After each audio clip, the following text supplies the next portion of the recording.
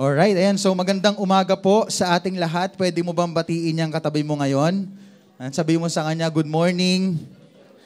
Ayan. Batiin mo ng may isang malaking smile. Ayan. What a big smile. Okay? So, by the way, sa mga hindi po nakakilala sa akin, ako nga po pala si Mark Joseph Isula. You can call me Kuya Sep na lang. No? And I was assigned by my pastor po dito kasi po sila pas ay lalakad po papuntang Gentry. So ako po ang inyo pong makakasama sa buong umagang ito. And ako po, personally, ako po ay nag-outreach din po sa Tansa, Cavite. So kaway-kaway po sa mga taga-barangay Paradahan, no, Tansa, Cavite.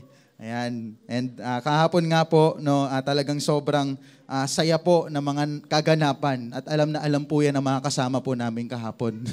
No, so gusto ko lang po mag-share sa inyo ng mga experiences namin yesterday kasi katatapos lang po ng aming Vacation Bible School. Yun po ang Vacation Bible School na naganap pero pasukan na. Pero Vacation Bible School pa rin po tawag namin doon kasi Sabado naman ginanap so walang pasok. So kunyari vacation pa din. Anyway, kahapon po napakatindi po ang ginawa ng Lord kasi talagang kami po namomroblema po talaga kami sa place. No, nakikigamit po kami ng clubhouse na magbabayad kami ng sobrang kamahal-mahal. No, tapos yung clubhouse po namin ay may inaccommodate po na iba. So, nagulat na lang kami, talagang hindi po kami nakagamit. So, buti na lang po meron po mga tahanan doon sa tabi sa mga kapitbahay po nila Nanay Hilda na nagpagamit po ng kanila pong bahay. Ayan, so nagpagamit po sila ng third floor ng kanila pong bahay. So, sa madaling salita kami po ay nag-VBS sa rooftop po ng kanilang bahay. Yan. So, talagang sobrang tuwa ko po kasi hindi lang po sila nagpagamit ng place, pero may nag-sponsor din po sa amin ng mga merienda, no, may nag-sponsor din po ng mga iba pang mga gamit, no, which is ako talaga bago magsimula yung BBS, nagpe-pray na talaga ako kasi wala namin pera eh. Parang natira na lang ata sa amin, pambili na lang ng ulam. So, natira na lang talaga sa amin, to be honest, 200 pesos na lang. Magre-renta pa kami ng place. So, ang place namin is 800. But I really thank the Lord kasi nga may mga nagpagamit, may mga nagbigay po ng kanilang mga tulong nung mismong araw na yon. And hindi po kami gaanong na-stress sa mga bata. Tama ba doon sa mga kasama ko? Hindi tayo gaano na-stress. Hindi na mahalata doon sa mga kasama ko sa VBS na na-stress po kami. Kasi po, since rooftop po siya, wala po silang tatakbuhan na ibang lugar except tumalon doon sa So yun na lang po yung choice nila. Pag kayo nagkulit, tatalon kayo sa third floor. Yan. So sa madaling salita talagang naging po kami, it's very challenging but it's nakakapuno po ng puso, no, na maglingkod po sa Panginoon. At talagang nakita po namin yung favor, no? Nakita namin yung favor na kapag sumusunod ka talaga sa Panginoon, akala mo problema pero right on the same day may solusyon ka agad, no? And we believe, no, na sa buhay natin hindi naman natin maiwasan ng problema, tama ba? Sino po dito yung ayaw namang problema? Wala. So ako lang pala. Ako yung tumaas eh. So lahat tayo dumadaan sa ganon at isa lang po ang tinuturo sa atin ng Panginoon. Kaya po may problema kasi may solusyon. Kasi pag wala ng solusyon, wala ng problema. No? At pag wala ng problema, wala ng susolusyonan. So that's what I believe. No? When God gives you challenges in life, there will always be solution. No? At sa buhay po natin, no, sabi ko nga, ang buhay natin parang isa po yung biyahe. Ang journey natin, ang life natin it's a journey na bumabiyahe ka. Naranasan naman siguro na lahat sumakay sa jeep, 'di ba?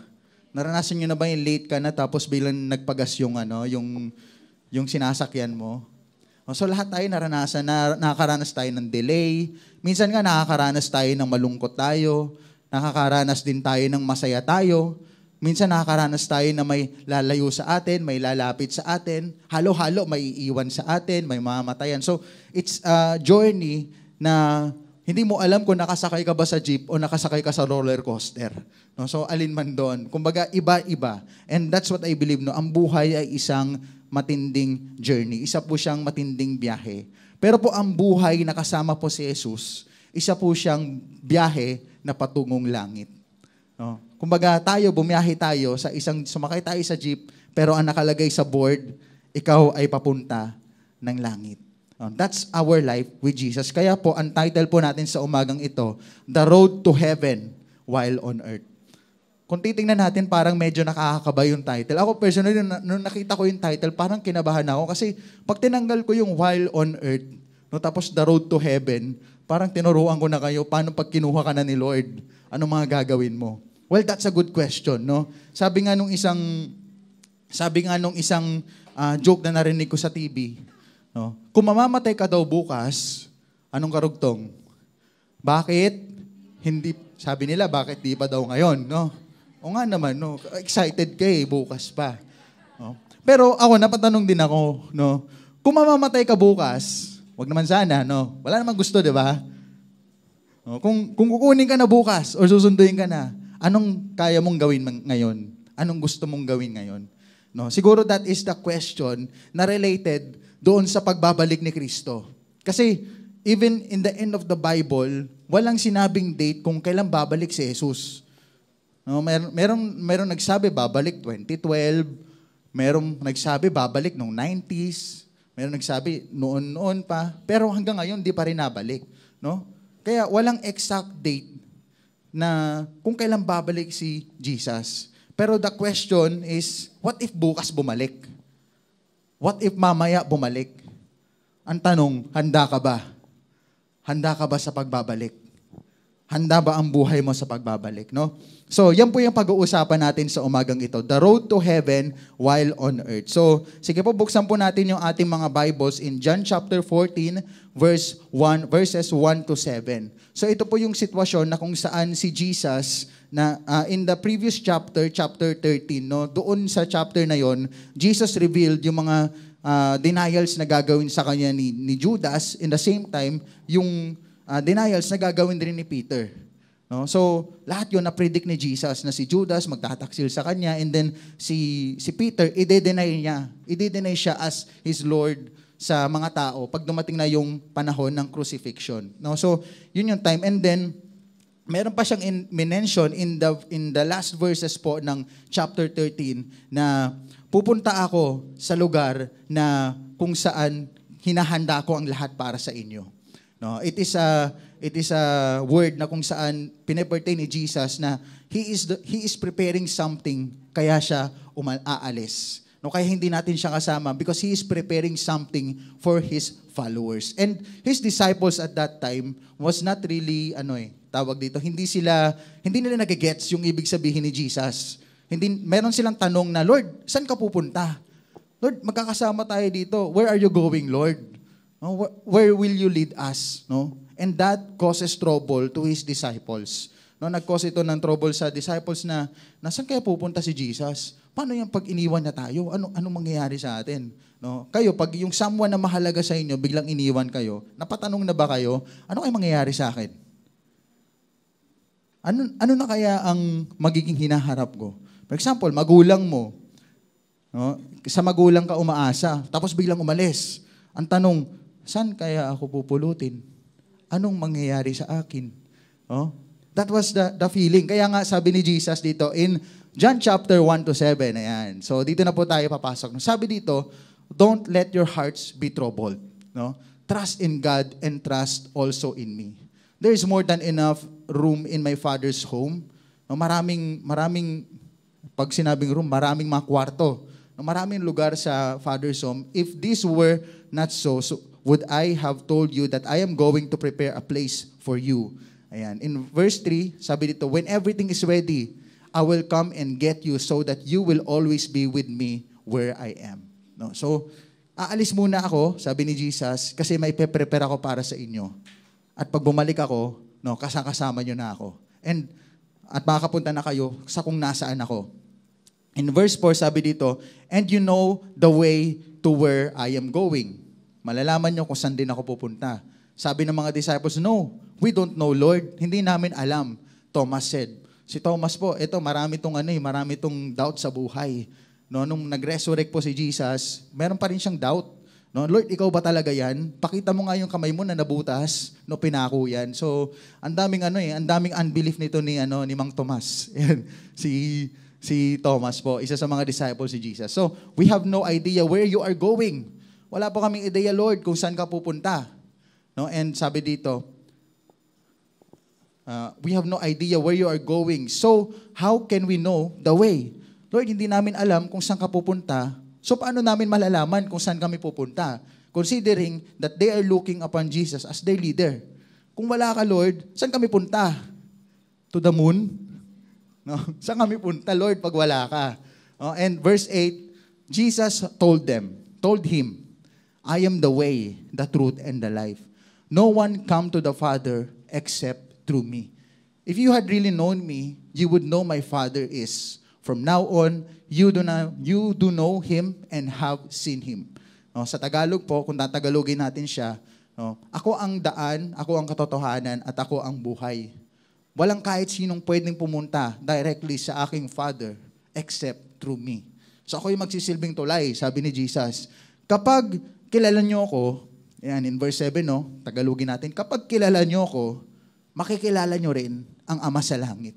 Why? Because Jesus Himself is the image of God. Jesus Himself is the human nature.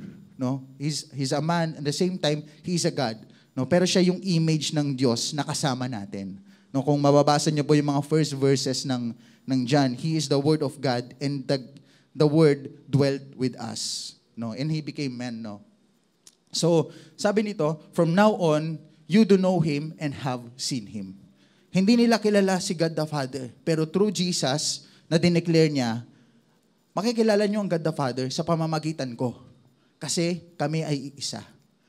So, ngayon po, magpo-focus po tayo doon sa verses na I am the way, the truth, and the life. Alam ko po, pasong-paso na po ito sa ating mga pandinig.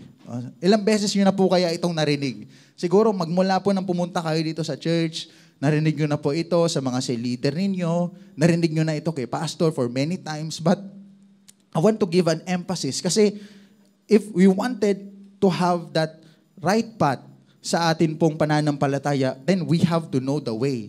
Dapat alam mo ang daan, alam mo kung saan ka pupunta. No? And gusto ko pong bigyan ng emphasis ang the way, the truth, and the life. Kaya po, sa una pong point natin is that Jesus is the way. Sabihin mo nga sa katabi mo, Jesus is the way. The first road to heaven is, number 1, Jesus is the way. Ngayon po, para mas maintindihan po natin, what is that way na sinasabi ni Jesus, medyo nag-research po ako ng konti. Ayan, gusto niyo po bang mag-aral po tayo ngayong umagang ito? No, ready niyo po yung mga notes niyo kasi baka mamaya kailanganin niyo po ito. No? So, sige, pakita natin yung next slide. No? Pumunta po ako sa original translation ng Bible, ng New Testament, which is yung Greek. No? So, ngayon po, ang salita pong way nung pinakita po dyan, no, is came from the word hados. Ayan. So, nandyan po ba sa slide? So, I hope may pakita natin, no, yung word. So, the Greek word came from itself, no, from the Greek word hados, na ang ibig sabihin po ay road. Ibig sabihin, isa pong daan or tinatawag rin po siya as progress. No? Kasi pag ikaw po ay nasa kalsada, ikaw po ay may progress. Ayan po. So, yan po ay kino-consider din po as a journey. So, yung way na tinutukoy ni Jesus dito is about the journey that we have in Him. No? So, makikita po natin, no? Nandiyan po ba? So, I hope mapakita lang natin sa mga kasama po natin dito sa ating simbahan po. No? So, it is used as something or traveler's way. Ibig sabihin, ang ibig sabihin po ng traveler's way, yung dinadaanan po ng isang manlalakbay. Kaya po sinabi ko po sa inyo na ang pagpunta sa langit ay isa pong paglalakbay na hinahanda po dito sa lupa. No? If you're gonna look at the Bible, it contains about the God's Word. Kaya nga po, may isang pelikula na nag-quote na ang Bible, ang ibig sabihin nyo po ay basic instructions before leaving earth. So bago ka umalis sa earth na to, dapat ihanda mo yung sarili mo. Kasi God is preparing you for something. No? So, unang-una po, He is the access to the Father. In John chapter 14, verse 7, sabi po dito, no, wala pong, sige, pakita lang natin yung John chapter 14 to 7. And so, if you had really known me, you would know who my Father is. From now on, you know Him and have seen Him. No, sa later part din po ng verse 6, na ipakita po natin doon na Jesus is the image of the Lord. No, and He is the access na kailangan natin. Kung gusto natin dumirect to God the Father, we must come first to Jesus. No, kaya po, ako po naniniwala po ako na ang tao, kahit mabait siya sa mga tao sa paligid niya, kapag wala po siyang Jesus sa puso niya, medyo may problema po tayo doon. Kasi bakit po? You can never validate yung pagiging mabait mo sa greatness ng Panginoon. Alam niyo po, ang isang bagay na mali kasi, ang problema po sa mundo natin ngayon, yung mga bagay na mali nagiging tama kasi merong nagbavalidate. Yung mga bagay na mali, nagiging tama kasi meron nakikisimpatya. Yung mga bagay na mali, nagiging tama kasi nako-compromise. Yung mga bagay na mali, nagiging tama kasi naaabuso. Wala rin nagtutuwid. Hindi rin tayo matapang na nag-i-stand sa kung ano ang tama. Kaya po, nagiging tama ang mali. Ganun po yun. Ganun po nagiging tama ang mali. Kapag may nag-compromise, kapag may nagsimpatya, at emotionally, no, na nadidriven tayo. Kaya nga, sa panahon natin ngayon, if you're gonna look at the social media, no, yung pantira or yung ginagawa ng kaaway sa term na religion ay yung salitang pagmamahal. Na kapag nagmahal ka, tanggap mo lahat. No, kapag nagmahal ka, dapat okay lahat. No, pag nagmahal ka, dapat laging paglalambing lang. Pero asan yung sinasabi ng Bible doon na love does not rejoice with what is wrong. Ang tunay na pagmamahal, hindi po yan masaya sa kung anong mali. Minsan, ang pinakamatinding magmahal ay yung nagtutuwid ng matindi sa buhay mo. Bakit? Kasi maaring masakit siya in front of you, masakit siyang naririnig, pero ang taong nagtutuwid sa'yo, hindi siya nakatingin sa present lang. Nakatingin siya sa future. Ang tunay na nagmamahal, futuristic. Tama ba? So yun dito yung, nung nagmahal ka, may pangarap ka na. Amen, no? Nagsisimula ka mangarap ng maganda in the future. Ano kaya magiging itsura ng bahay namin? Ano kaya magiging itsura ng aming magiging sasakyan? No? Ano kaya magiging itsura ng bride ko? No? Saan kaya kami yung venue ikakasal? Yan. So, ang dami mong pangarap kapag ikaw ay nagmamahal. No? But, when you have the love of God, nangangarap ka rin para sa ikabubuti ng taong minamahal mo. No? Kaya po, pinapakita dito na Jesus Himself is the access to the Father. If we want to know God more, let us first look on Jesus. And let us look to Jesus as someone, as our Lord and Savior. Kasi nga, how could you love if you don't know or hindi mo kinikilala, hindi mo hinahanap yung mismong author ng pag-ibig? Kaya minsan, ang dami nag-end up sa masakit pala magmahal. Kasi hindi na nakita yung halaga ng pagmamahal. Minsan kapag hindi mo nakikita yung halaga ng isang bagay, ang ending nun, nasasaktan ka lang. Pangalawa po, na gusto ko pong ipakita is, He is our progressive journey. Sabihin mo nga sa katabi mo, progressive. Pag sinabi nating progressive, ibig sabihin, umaabante. Kapag ikaw nagdadrive at naka-neutral ka lang, kahit anong palo mo sa gasolina, kahit anong pihit mo, hindi ka tatakbo. Bakit? Naka-neutral ka lang eh. Parang buhay rin natin sa pananampalataya. Kapag hindi tayo dumaan sa unang hakbang, naka-neutral lang tayo. Pag hindi tayo humakbang sa primera, talaga naka-neutral lang tayo.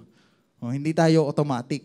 No? Pero kahit nga palang automatic, kailangan pindutin mo yung drive, no? Or i-cambio mo sa drive para tumakbo. Kasi pag naka-neutral lang, kahit anong pihit mo, hindi ka tatakbo. No? And ang ibig sabihin ko po dito is that when we have Jesus with us, we have a progressive life. No? Kapag meron kang Jesus, dahil natutuwid ang buhay mo, may nagbabago sa'yo, may naaayos sa'yo. It might not be as fast as you think of it, but little by little, there is changing. No? Ngayon, tingnan mo yung sarili mo. Simula na nagsimba ako dito, may nagbago na ba sa buhay ko? Tanungin mo rin yung katabi mo, Bes, may nagbago ba sa akin? Beshi, may nag-improve ba sa akin? Mahal, may nag-improve ba sa akin? Sa mga mag-asawa, no? Eto na lang, maganda to. Sa mga mag-asawa, tanungin mo yung mister mo, may nagbago ba sa akin? Mahal, may nagbago ba sa akin? Honey, nagbago na po. Bago na ba ako? Sabi naman ng isa, nagbago ka na, hindi naman ikaw ganyan nung niligawan kita eh. Nagbago ka na kasi akala ko dati mahinhin ka. Ano ka pala, maingay ka pala maghilik. So, nakikita na. No? Pero, what's the purpose of everything? No? Tingnan po natin yung verse no, in Matthew chapter 7, verse 24. So, check po natin. Anyone who listens to my teaching and follows it wise is like a person who builds a house on a solid rock. So, kung titingnan natin, when we build our life on Jesus and we have this step to do something, no, kapag nagpremera ka, yan, kapag nagsimula ka ng first step, no, to obey the Lord, ang tawag sa'yo, wise. Ang tawag sa'yo, wais. Sabihin mo nga sa katabi mo, wais ka ba? Marami ka ng inaksaya. Kasi pag sa taong wais, wala daw naaaksaya. Lahat napapakinabangan. Kahit yung pinakamaliit, napapakinabangan. No? And kung titingnan po natin dito, anyone who listens, anyone who steps forward to obedience to God is like a person who builds a house on a solid rock. No, sa pagtatrabaho ko po sa construction, no, sinisimulan po ang isang project sa construction na wala ka ma-appreciate sa kanya. Nakita na po kayo ng bahay na poste pa lang ang inilalagay. O sabihin po natin na bahay na wala pang bubong. Ang makikita mo diyan, puro mga bakal na nakausli, puro mga semento na hindi pa maayos yung pagkakahalo, puro mga hukay, ang dumi-dumi. No? Parang habang kinoconstruct ang isang bahay, wala kang makitang maganda sa kanya. Kapag kinoconstruct mo ang isang bahay, hindi mo siya ma-appreciate. No, na, ito pa talaga yung magandang bahay na gusto ko. No? At habang ginagawa mong isang bahay, ang dami mong pinagdadaanan. Yan yung maglalakad ka, natutusok ka ng pako. No, ako po kasi, since nagtrabaho po ako sa construction, nagtrabaho po ako as electrician, so may mga times po talaga na naglalakad ako, bigla na lang matutusok ng pako sa paa. Hindi mo talaga ma-appreciate when you are in the construction. No? Pag binibuild mo ang isang bahay, tapos, nandun ka pa sa process, you will never appreciate everything. No? And same thing with our life. No, when we are in the process of changing our life, no, kapag binabago ka ng Panginoon, lagi ang may proseso na kung minsan hindi mo ma-appreciate. No, na kung minsan hindi mo gugustuhin. Yung ididil mo yung ugali ng ganito, ididil mo yung ugali ng ganyan, tapos manlalaban sa'yo. No? Ididil mo yung anak mo, anak, bakit late ka na naman umuwi? Tapos sasagutin ka ng anak mo, hindi mo magugustuhan. Same thing with the children, hindi rin nila magugustuhan.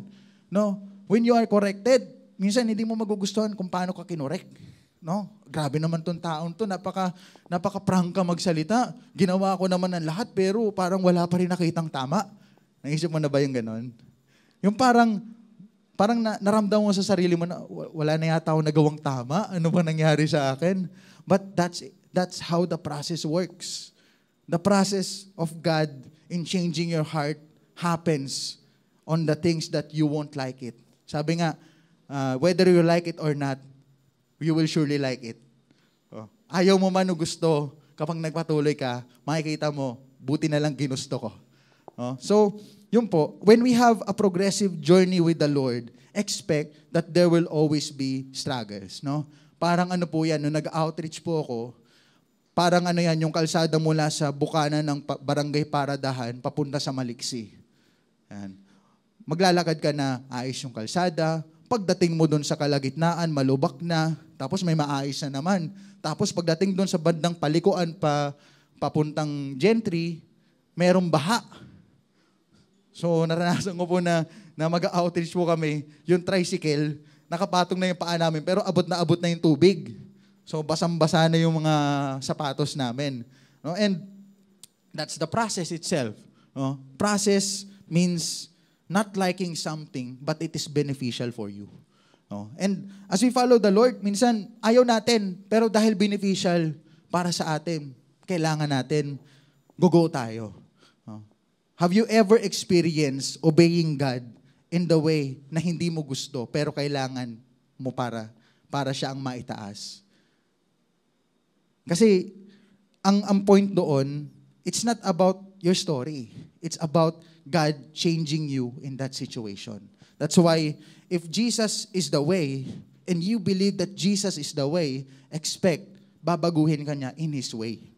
Hindi sa way na gusto mo, sa way na gusto niya. Ano ka, siniswerte? No? Ano ka, entitled ka? Ano ka, Disney princess ka? Lahat ng gusto mo sa'yo. Oh, hindi. Ako ang Diyos dito. Ako gagawa niyan. Because He is God and He is sovereign. Oh, at siya ang Diyos na kahit sabihin mong matalino ka sa mundong to, mas magaling pa rin siya kay Albert Einstein.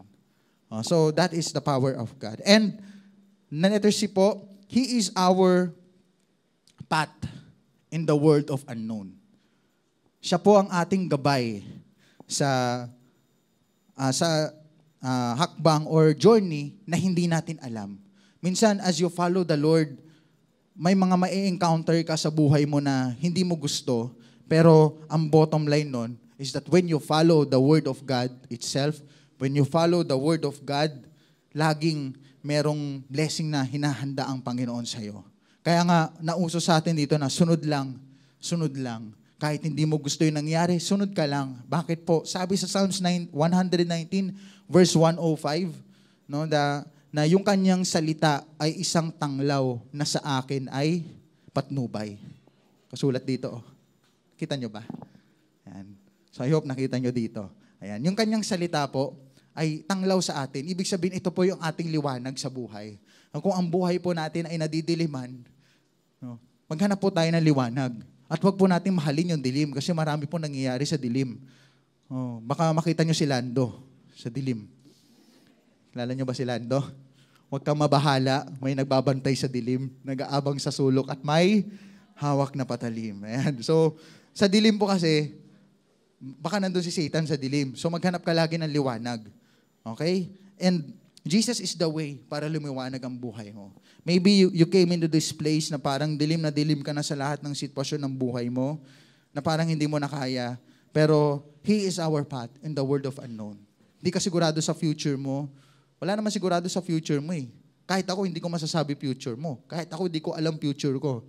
Pero kapag ang salita ng Diyos nagsalita, hindi man natin alam, pero alam natin may patutunguhan tayo.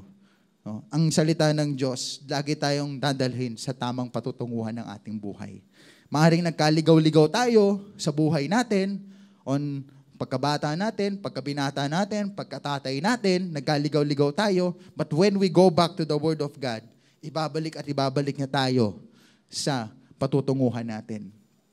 No? Kahit nandun ka na sa bandang dulo ng buhay mo, basta bumalik ka sa Panginoon, ibabalik ka niya sa patutunguhan ng buhay mo. Pangalawa po, no, na gusto ko pong i-share is, Jesus is the truth. Sabihin mo nga sa katabi mo, He is the truth. Siya ang katotohanan. Sabihin mo sa Kanya. Siya ang katotohanan. Hindi siya fake news. Sabihin mo. No, kaya wag ka nang marites. Minsan, mas naniniwala pa tayo dun eh. Ay, sabi ni pastor ganito. Ay, hindi ganyan sabi ni pastor ganito, ganyan. Ay, alam mo ba yung nabalitaan ko kay ganito, ganyan. Oh, oo. Naalala ko tuloy bigla yung isang napanood ko na reels na nagkakaroon sila ng Bible study, pero napag-uusapan na sa Bible study, mayroon ng chismisan, mayroon ng bentahan. No, nakakalungkot na nakikita ng mga tao sa labas na ganun yung ginagawa natin. Ewan ko lang sa ibang cell group kung ganun. Ganun nga ba? Kung tingin yung hindi, praise God. Pero kung tingin nyo nagiging ganon, alam nyo na. No, alam nyo na ang kailangang ayusin, alam na natin ang kailangang ituwid. Pero asahan po natin that when we became part of God's kingdom, when we became part of God's family, asahan mo ang simula ng pagtutuwid. Kasi matutuwid ka lang naman sa pagkakamali mo kapag binulaga sa iyo ang katotohanan. Tama po ba? Kapag, I hate the term, pero pag sinampal ka ng katotohanan, that's the time na marirealize mo what is wrong. And many times sa buhay natin, sinasampal tayo ng Panginoon sa katotohanan. Nire-rebuke niya tayo sa katotohanan. And Jesus is pertaining to this truth. Balikan ulit natin yung Greek translation. Ayan, love na love ko tong Greek na to. So, it is came from the Greek word aletheia. Sabi mo nga, aletheia. Ayan, so, sabi dito, ang ibig sabihin niya is truth of fact. Ibig sabihin, katotohanan. No? And reality. So, it was synonymous or kahalintulad siya ng salitang reality na ang ibig sabihin ay opposite of illusion. So, dito po, sa madaling salita, Jesus is the way para malaman natin ang opposite ng illusion. And what the devil is trying to do sa buhay natin is to give us an illusion na kapag pinili mong lumayo sa Panginoon, pinili mo na lang mag-business kaysa unahin ng Panginoon, pinili mo na lang magtrabaho kaysa unahin ng Panginoon. No? Talagang dito ka pagpapalain, dito ka kikita. Meron po akong may isa po nagtanong, bakit pinipili mong pumasok? Ay pinipili mo magtrabaho ng walang Saturday, Sunday? Ang sagot ko lang po sa kanya, para hindi ko po nagiging dahilan ng paglalaba pag Sunday. Kaya Saturday ko po siya gagawin. Kasi marami pong tao pinipili maglaba pag Sunday. Kaya pag sinabing, oy tara, cell group tayo. Oy tara, gawain tayo. Ay hindi, naglalaba ako. Ang dami kong labahan. Ang dami kong mga ginagawa sa buhay. Pero praise God kung nandito ko ngayon, no, at sabihin mo, buti na lang hindi mo inuna yung labahan. No, buti na lang hindi mo inuna yung trabaho mo. Buti na lang inuna mo si Lord. No? Meron nga dyan. Ako naalala ko dati, pag alam ko ng Sunday service, sige, labahan ko. Tabi ka muna dyan. Mamaya na kita babanlawan pag uwi ko. Puputulin ng lahat. Makapag Sunday service lang. Gagawa ng paraan para makapagsimba. Why? Kasi umaalis tayo doon sa illusion na ginagawa ng kaaway sa buhay natin. Doon sa illusion na ginagawa sa atin. Kaya po, Jesus, He is the divine truth revealed to man. Ibig sabihin po, ang ating Panginoong Hesus, at that time, na walang naririnig ang mga propeta about kay Jesus, yung lapses po from the last book of Old Testament, which is, last book ng Old Testament?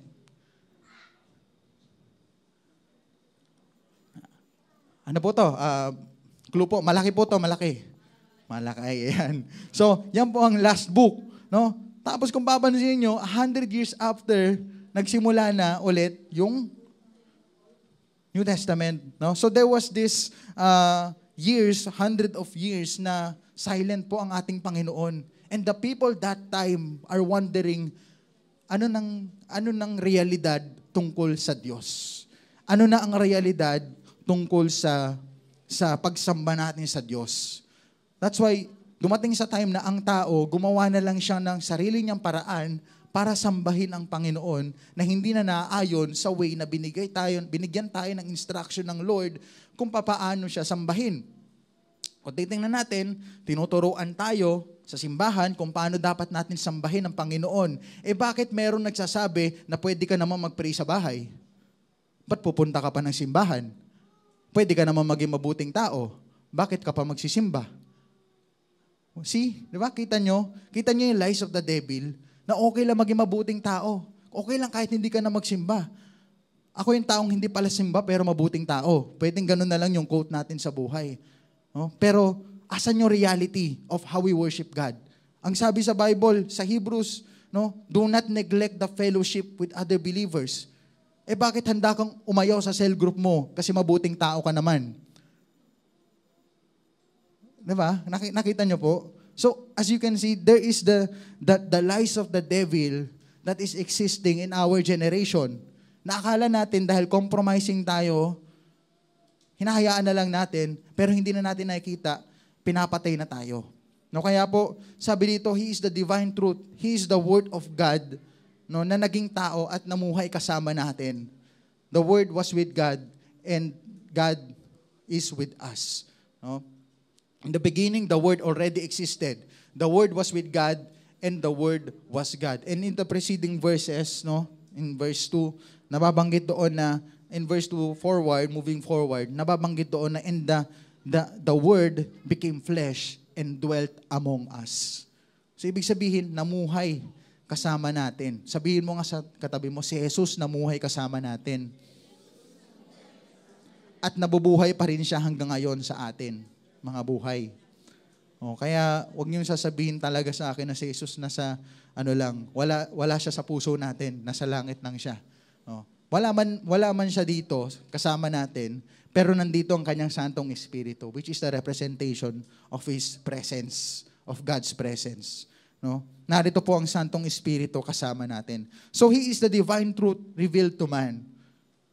Pero ang tao, they rejected Him. Oh? Ito na yung katotohanan, pero we have rejected Him. Bakit? Kasi nga, nadaya na. The Pharisees themselves, they know the law of Moses. They know the Mosaic law. They still follow it. Pero hindi nila napansin yung sinabi ni Isaiah na there will become a king. Oh, bakit? Kasi nga, they have been blinded. No? Nabulag ka na ba sa kasinungalingan kaya hindi mo nalaman kung anong katotohanan? Yan po ang nangyayari at ginagawa ng kaaway sa mga buhay natin. Pangalawa po, he is the opposite of the devil's illusion. Matthew chapter 4 verse 5 to 7. It was a time when Jesus has been tempted doon po sa isang bundok, and sabi po dito sa verse 5, then the devil looked him, and the devil took him to the holy city of Jerusalem, to the highest point of the temple, and said, if you are the Son of God, jump off. Kapag ikaw ang anak ng Diyos, tumalon ka. No? For the scriptures say, He will order His angels to protect you, and they will hold you up with their hands so you don't even hurt your foot on a stone. This verse can be found in Psalm 91, if I'm not mistaken. No? Psalm 91. In that, nakalimutan ko na anong verse siya, pero nandun siya. No? And tingnan niyo yung ginawa ng kaaway.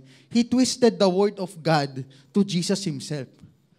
No? So kung titingnan niyo, ay grabe, kapal naman ang mukha nito. Tinis mo yung sinabi ko sa'yo. Bang, sinabi niya kay Jesus. No?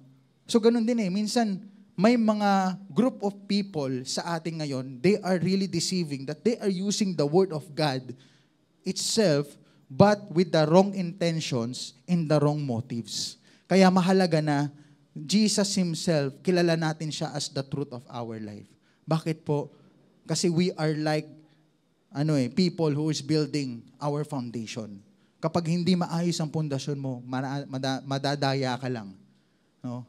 Sabi ko nga, sayang lahat ng pinagtagumpayan mo sa buhay kapag hindi mo inasikaso yung pundasyon mo sa Panginoon. Sinasayang mo lang yung buhay mo. No? So, and sabi niya dito, verse 7, Jesus responded, the scripture also says, you must not test the Lord your God. No? Salita ng Panginoon yun. Bakit ko sasadyain na, Lord, kung totoo ka, sige nga, iligtas mo ako. No? Parang, di ba, napaka-challenge. Challenge mo si Lord ng ganon.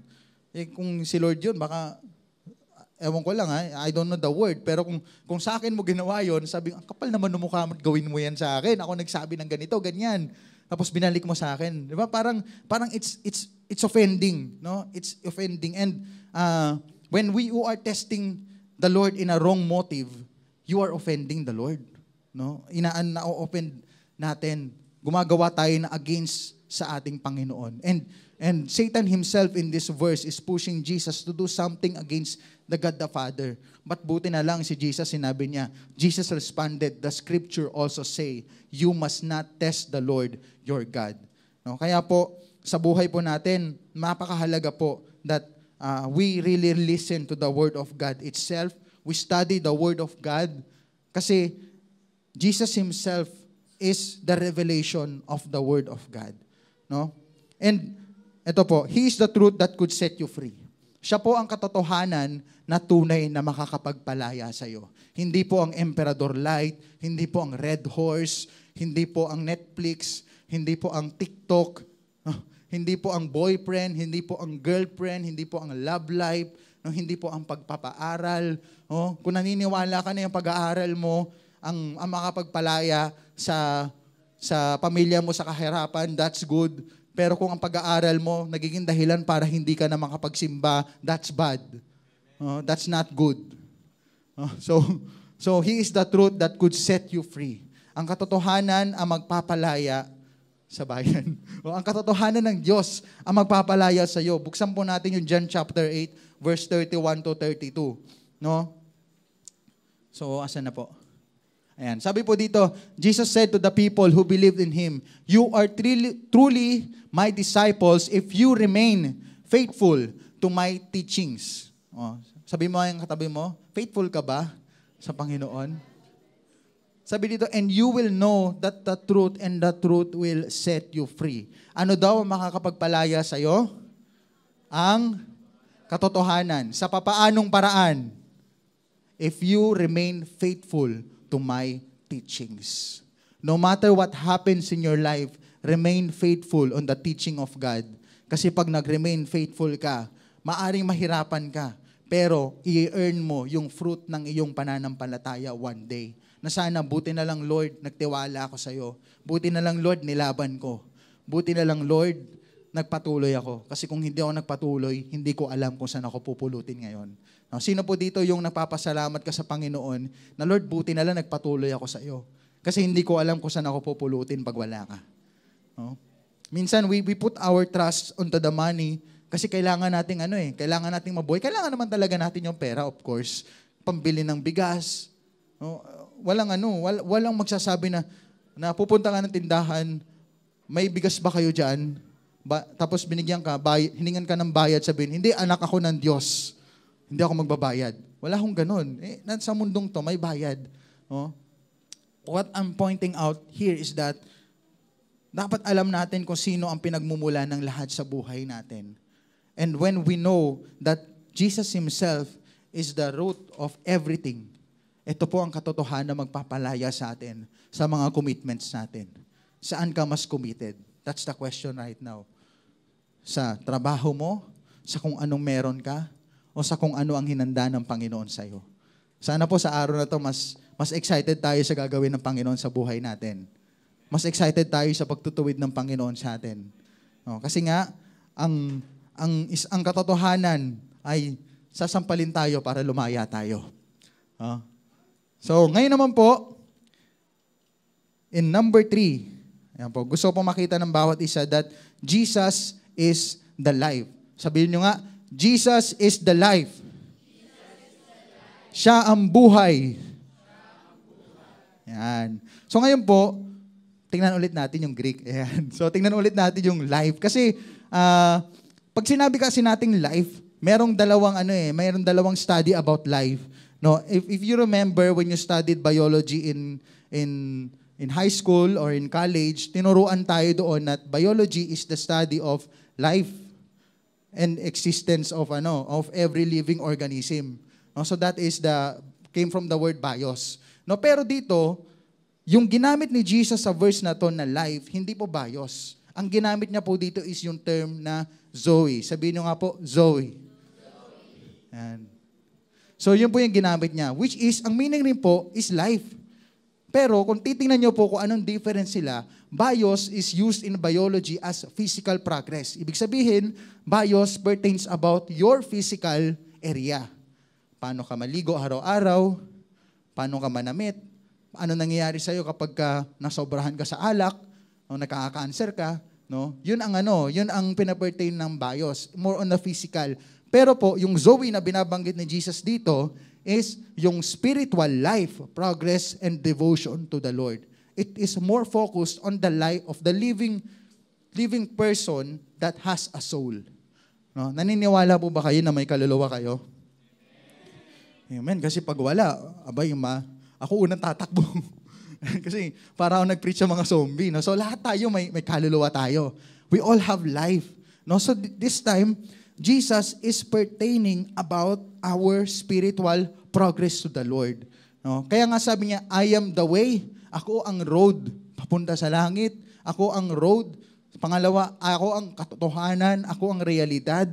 At pangatlo po, ako ang bubuhay sa espiritu mo. Ibig sabihin po, when you have a relationship with the Lord, that is the time na yung espiritu mo binubuhay ng Panginoon. Bakit? Kasi si Jesus himself, he pertain or tinuron mismo ni Jesus, I am the life. Ako yung mag-feed sa spiritual life mo. Ako yung mag-feed sa pangangailangan mo sa buhay mo. Kaya kung minsan, pag nauuhaw ka na parang may kulang sa'yo, hanapin mo si Jesus. Huwag yung girlfriend mo. Huwag yung kaklasmate mo. Huwag yung boyfriend mo. Huwag yung iyong, huwag iyong bisyo mo. Kasi minsan, kapag may problema tayo, tinatakbuhan, bisyo. Paano? Para makalimot lang po. O, nakalimot ka nga sa problema mo, mga 8 hours. Kasi sabi natin, 8 hours may 2 hours kang lasing ka, may 5 hours kang natulog ka. Paggising mo, may hangover ka pa. O isa na namang problema, may hangover ka. O, pinaproblema mo, nag-iba na. Kung sa may problema ka na, masakit pa ulo mo, di naging dalawa na. Diba? So, ang tawag sa problemang tinatakasan, minumulto. O, naranasan mo na bang multuhin ang nakaraan mo? Multuhin ang mga problema sa buhay. Kasi hindi mo hinarap. Hindi mo pinadil sa Panginoon. Hindi mo hinayaang ayusin ng Panginoon yon. Kaya nga po, sinasabi dito na He is the absolute fullness of life. Siya po ang kabuuan ng ating buhay. In John chapter 10, verse 10, sabi dito, the enemy or the thief's purpose is to steal, to kill, and destroy. Ano daw po ang purpose? To steal, to kill, and to destroy. Nakawan ka. Ano kaya sa tingin mo ang nanakawin niya? Nanakawin niya yung ministry mo? Nanakawin niya yung kaligayahan mo sa Panginoon? Pangalawa, kill. Kapag hindi ka na masaya sa Panginoon, pangalawa nun, aalis ka na sa Panginoon. Bakit? Hindi ka na masaya. No? Sino po dito agree na kaya ka nag-stay kasi masaya ka? Kaya ka umaalis kasi di ka na masaya? And yun yung inaalis ng kaaway sa atin. Umaalis tayo kasi hindi na tayo masaya. Bakit? Hinayaan natin manakawan tayo eh. Ikaw ba naman, pag ang bahay mo, hindi mo iningatan, hindi mo nilak, tapos biglang may nagnakaw, tuwan-tuwa yung magnanakaw, grabe, itong bahay na to, hindi nilak. Grabe, pinapanakaw niya talaga yung mga gamit. No? Kaya may mga malalaking bahay na matindi ang security nila sa bahay. Bakit? Kasi sa magnanakaw, mainit yung mata eh. No, ang laki ng bahay nito. Kata, siguro sa loob niyan, merong iPhone yan. Siguro sa bahay niya, yung TV niya, yung tao lumalabas. No? 3D, 4D siguro yung TV nito sa bahay. No? Bakit? Kasi mainit sa mata. Alam mo, ikaw, tinan mo yung katabi mo. Hawakan mo. Yan. Alam mo, kahit malamig ang aircon natin, mainit ka sa mata ng kaaway. At ikaw ang una niyang sisirain. Oh, kasi ganun ka. Kapag nandito ka, tapos lumabas ka, nag-aabang yung demonyo dyan sa labas, sasabihin sa'yo, eto, tingnan natin kung ano to, kung papasa to sa akin. O tingnan natin kung tutoksohin ko nga to. Sige nga, sino ba yung tropa nitong manginginom? Sige, ganyan. Pre-pre pumunta ka dito. Bubulungan yan. Tapos yayain mo ng ano yan, yayain mo ng uminom. Tingnan natin kung papalagyan. So, sabihin, ganun kainit yung kaaway sa'yo. Ganun kainit yung demonyo na sirain ang buhay mo. Kaya dapat, balikan natin yung sabi kanina, kapag kay Jesus tayo, i-work out natin ang ating salvation. I-work out natin ang relasyon natin sa Kanya. Kasi kapag meron kang relasyon, meron ka ring responsibilidad. No? You also have the responsibility na i-maintain yung relationship na yon. Kasi relationship works not through one person only, but two person. Kung minsan nga, a group of people. Oh, that's how the relationship works. And relationship builds a team. Okay? Kaya ang team nagsisimula kapag may maayos na relasyon. Kapag may teamwork kayo ni Lord, maayos ang relasyon, marami kang magagawa. Ba't ka natatakot? Kasama mo si Father, kasama mo si Son, kasama mo si Holy Spirit. Tapos ikaw pa, may cell leader ka na, may pastor ka pa. Bakit ka natatakot? Ang problema, hindi pala okay relasyon mo sa kanila. Ang problema pala, mayaman ka naman, may bahay ka naman, pero bakit ang lungkot mo? Kasi hindi pala okay relasyon nyo sa bahay. Hindi pala okay relasyon mo sa tatay mo. Hindi pala okay relasyon mo sa kapatid mo. Tingnan nyo, di ba? Binless ka naman, pero bakit ang lungkot mo? Kasi hindi pala okay relasyon mo. Kaya po, minsan mas nakakatawa isang bahay na maliit, pero okay yung relasyon ng isang pamilya. Kasi, alam mong masaya. And sa isang relasyon, kaya nag-stay ang bawat isa, sa isang lugar, sa isang company, sa isang organization, kasi masaya. No? At sa simbahan, kaya nag-stay ang tao kasi nararanasan ang tunay na saya sa ating Panginoon. Amen. Kaya, Jesus is the absolute fullness of life. No, kung gusto mong maging full ang buhay mo, no, hanapin mo si Jesus. He is the rich, abundant nature of God. In John chapter 15, verse 4, tingnan nga po natin, sabi dito, remain in me and I will remain in you. Okay? So, ilang beses niya binanggit yung remain dito? Dalawa. So, pag ang isang bagay, dalawang beses binanggit, mahalaga yun. No? Mahalaga yung word na remain. So, and I will remain in you, for a branch cannot produce fruit if it is served from the vine, and you cannot be fruitful unless you remain in me. Oh. So, ang ating pananampalataya, meron po yung bunga. Ang bunga po niyan, pagbabago. No, maaring ang bunga niyan, pagpapatawad. Maaring ang bunga niyan is moving forward. Maaring ang bunga niyan sa iba, pagyaman, kasi nakalaya ka na sa utang eh. Kasi inayos mo na yung finances mo. So, yumaman ka na. Naging maayos na lahat. No? Hindi naman masama maging mayaman, ang masama maging gahaman. No? So, you cannot produce fruit. Ibig sabihin, when we have relationship with the Lord, lagi po yung may bunga. Sabihin mo nga sa katabi mo, may bunga. Meron yung fruit. When there is fruit, ang bunga po ba masarap kainin o hindi? Depende po, pag nahinog sa pilit, hindi po siya masarap. Oh? Pero, pag ang bunga na dumaan sa tamang proseso, naku, napakasarap po niyan. Yan yung mapapasabing, uy, ang sarap nitong saging na to. Bakit? Dumaan sa tamang pagkahinog. Oh? And, kung titingnan natin, you cannot produce fruit if it is served from the vine, and you cannot be fruitful unless you remain in me. So, titingnan natin, parang ganito, mangga. No, nakita nga na ba ng mangga na hindi galing sa puno? Yung parang singaw lang siya na puk, biglang nandun na. Wala, di ba? Walang ganun, walang magic. So, ibig sabihin, it came from something na pinagmulan niya. And that is the tree itself. Tayo rin po, yung pagbabago ng life natin, yung pagsisimula ng journey natin sa Panginoon, it begins with the root. No? And it begins with our foundation. It is the Lord Himself. Kaya po, sa araw na to, kung ikaw ay nakaugat sa bisyo mo, alisin mo na yan. Kasi hindi yan magdudulot na maganda sa'yo. No? Pero kung nakaugat ka sa Panginoon, dyan magsisimula ang abundance ng buhay nyo. Ulitin ko po kanina, the enemy has come to steal, to kill, and to destroy. But, after nyan, sabi ni Jesus, but I have come to give you life and have it more abundantly.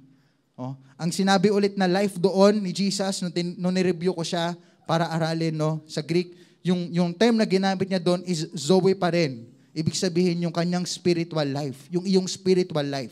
I will make your spiritual life more abundantly, full of abundance, if you remain in me. No? Kaya sino po dito gusto kong maranasan ang Panginoon sa buhay ko. Gusto kong maranasan yung pagbabago ng puso. No, maaaring pumunta ka sa lugar na to parang half-hearted ka, hindi mo alam kung Lord, gusto ko naman magbago pero hindi ko alam kung saan ko sisimulan. Gusto ko naman magbago pero hindi ko alam kung ano yung unang step na gagawin ko. Hindi ko alam kung paano kakambyo ng primera para makatakbo ko sa iyo. Hindi ko alam kung anong first step ko. No? And the first step is to go back to the root of everything. Balikan mo ang pinagmulan ng mga bagay at balikan mo ang pinagmulan mo. Pag ikaw tinanong sa isang baryo, hindi nila, tapos tanungin nila anong pangalan mo, minsan hindi nila maalalaman kung saan ka galing. Pero pag pumunta ka sa isang lugar at sinabi mo apelyido mo, oo, si Isula, anak to ni Pablo, doon, taga doon. 'Di ba? Nagkakaroon ka ng identity. Bakit? Kasi ang nakikita nila yung pinag-ugatan mo. Ang nakita nila yung pinagmulan mo. Ikaw, saan ka ba nagmula? Of course, sa Panginoon. Pero saan tayo napunta? Minsan palayo na sa Panginoon. Pero this time, kung gusto natin makita yung real identity natin, balikan natin yung ating pinagmulan. At Kuya papaano po ang first step? Papaano po ang unang hakbang sa panunumbalik sa Panginoon? And that is, letter C, our final point. He is the eternal life. In John 3:16, sabi doon, for God so loved the world that He gave His one and only Son, that whoever believes in Him shall not perish and have eternal life. Kung pakikinggan mo, parang hindi ko na kailangan i-explain sa bawat isa sa atin kung anong ginawa ni Jesus. Simple namatay siya sa krus ng Kalbaryo, sumunod siya sa kalooban ng kanyang Ama. Kahit mahirap, maipangyari lang ang kaligtasan mo. Makabalik ka lang sa Kanya. Ginawa ni Jesus ang sarili niyang tulay, kahit mahirap, para lang makabalik ka. Jesus made a way, God made a way for you to come back to the Lord, para lang makabalik ka, maging maayos ang buhay mo. God is giving us many chances so that we can be forgiven.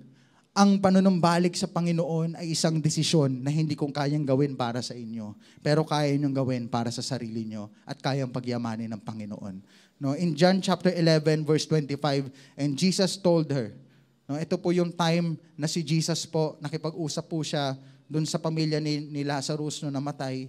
No? Tapos ito po sabi, I am the resurrection and the life. Anyone who believes in me, live after dying. Lahat ng naniniwala sa akin, mamamatay sa mundong to, pero mabubuhay muli nakasama ko. Kaya the road to heaven, ang title natin, because Jesus is the only road for us to go in heaven.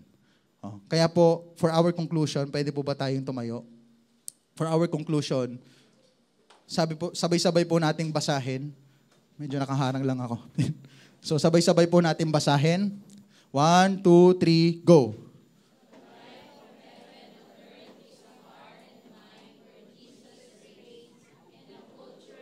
Godly obedience. Alam niyo po, ang Panginoon, simple lang naman ang gusto niya, makabalik tayo. Pero tigas ng ulo natin eh. No? Tingnan mo yung sarili mo. Mukha bang matigas na ulo mo ngayon? Simula sa unang hakbang mo, sa unang pagdating mo dito sa church, sa unang pagkilatanggap mo sa Panginoon, tumigas na ba ulo mo? Huwag mo tingnan yung katabi mo kung matigas na yung ulo niya. Tanungin mo sarili mo, tumigas na ba ulo ko, Lord? Yung tipong kahit ma-aksidente ako, parang wala na akong maramdaman. Sobrang tigas na ng ulo ko. Or tumigas na ba yung puso ko? Tumigas na ba yung puso ko? Kasi kaya ko nang hindi magpatawad. Marami na akong pera eh. Marami na akong kayamanan eh. Hindi ko na sila kailangan. Tumigas na kasi puso ko. Hindi ko alam kung ano yung pinaghuhugutan ng bawat isa sa atin sa araw na to. Maaring bawat isa sa atin, meron tayong unforgiveness sa heart natin. Meron mga offenses na naka-hold sa atin. Pero sabi dito, ang linaw, a life of heaven on an earth is a heart and mind where Jesus reigns in a culture of godly obedience. Hanggat hindi si Jesus ang buhay mo sa lupang ito, hindi natin mararanasan ang langit sa lupang ito. Totoo po na kaya nating maranasan ang langit. Kasi yung langit na binabanggit dito ng Panginoon ay yung righteousness niya. Kapag righteousness ng Panginoon ang nararamdaman at nananaig sa buhay mo, doon mo mararamdaman ang langit. Kasi doon mo mararamdaman ng tunay na kapayapaan tsaka tunay na ligaya. Meron ba mga taong ditong parang hindi na siya masaya sa relasyon niya sa Panginoon? Meron ba mga tao dito na sa tingin niya matigas na yung puso niya? Hirap na kasi ako magpatawad eh. Hirap na kasi ako, Kuya Sep, na bumalik sa mga tao. Or nahihiya ako na magpatawad kasi hindi ko alam kung ano magiging reaksyon nila. wala naman yun sa magiging reaction nila eh. Kasi ang pagpapatawad mula yun sa'yo. At gagawin mo yun dahil mahal mo ang Panginoon. So what kung hindi ka nila patawarin? At least lumaya ka. Kasi when you ask forgiveness and you know that you have forgiven someone, laya ka na doon. Yung problema nila sa'yo, it's not your problem anymore. It's their problem anymore. And let God deal with it from them. Pero ikaw, i-work out mo yung relasyon mo sa Panginoon. Don't let the devil destroy you today. Kasi mainit ka talaga. Sabi mo sa katabi, mainit ka talaga, Brad.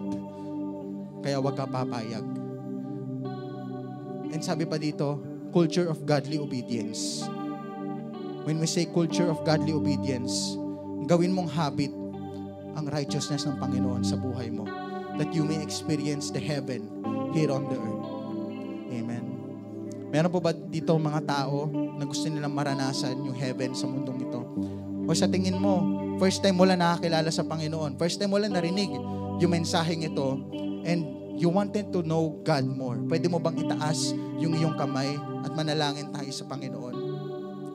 Can we just raise our hands and tell something to the Lord? Can we raise our hands as we surrender our life to the Lord? Lord, ang dami ko ng mga pinagdaanan, ang dami ko ng naranasan na lumayo sa'yo, pero wala akong napalang maganda.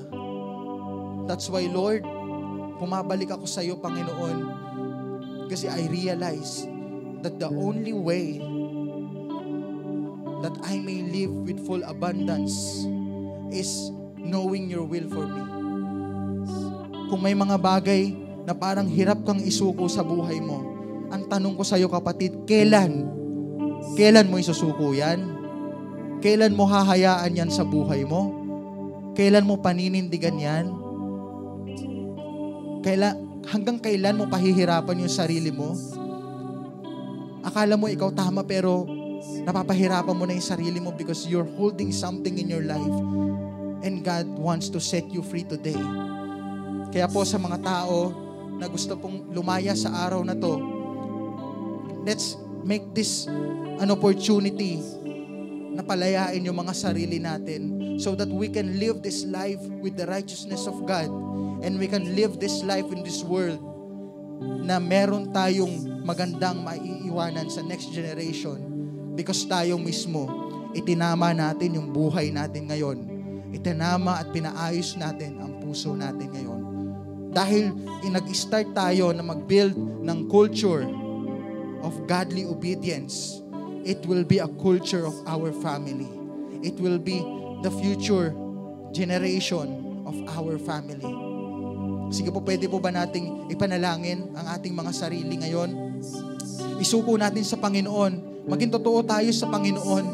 Maging totoo tayo sa mga bagay na dapat nating ibigay sa Kanya. Kung may times na parang nakalimutan mo nang lumapit sa Lord, humingi ka ng tawad sa Panginoon. Kung may mga times na parang pagod ka na mag-decide na itigil yung mali sa buhay mo kasi paulit-ulit mo na rin ginagagawa, huwag ka mapagod na lumapit sa Panginoon. Huwag ka mapagod na sumuko sa Panginoon. Kasi ang tanging daan sa iyong progress ay ang pagsuko sa Panginoon. Lord, today we surrender everything before you, O God. We know that we have made lapses with you. Nagkaroon kami ng pagkakamali. Nagkaroon kami ng kakulangan. But we thank you, Lord, because you died on the cross for us. And you revealed Jesus as our author and perfecter of our faith. Patawad, Panginoon, kung may mga panahon na hindi namin nabigyan ng importansya ang iyong salita. Pero Lord, sa harapan mo ngayon, kami po ay nagpapakumbabang lumalapit sa iyo, O God. Kami po ay nagpapakumbabang handang magpatuwid ng buhay sa iyo. Kami po ay handang magpaayos ng aming landas. Because our direction will never be lost when you are the author and the driver of our journey. Panginoon, maraming salamat sa umagang ito for this message na binigay mo sa amin, Panginoon. Truly, you are the author of our faith. Thank you, Lord, for revealing us that you are the way, you are the truth, and you are the life. At wala kami magagawa kapag malayo kami sa iyo. Kaya sa araw na ito, Panginoon, dalangin ko, Lord, na magsimula sa bawat isa sa amin ang isang panibagong yugto ng kalayaan, isang panibagong yugto ng panunumbalik sa iyo, Panginoon, isang panibagong yugto ng pagtatagumpay. Because what happened in the past is already in the past.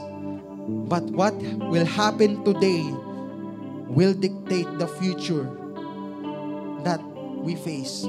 Kapag tinanggap ka namin ngayon, alam namin na may patutunguhan kami. At kung may pupulot man sa amin, Lord, ikaw yung pupulot sa amin at ikaw yung aayos ng aming mga buhay. Muli, Lord, we commit our lives before you, O God. And Lord, sa linggong daraan na ito, dalangin ko po ang pagtatagumpay sa bawat isa. Dalangin ko po na ang pag-ibig mo, Panginoon, ang laging mangibabaw sa aming mga buhay. At Lord, lagi naming maranasan ang kabutihan ng iyong pagmamahal. At kami po ay maging pagpapala rin po sa mga mahal namin sa buhay. Muli, Panginoon, maraming salamat po. We are giving you back all the glory, all the praises, and all the honor. In Jesus' name we pray. Amen and amen. Palapakan po natin ang Lord. Sige po, maaari na po tayong umupo.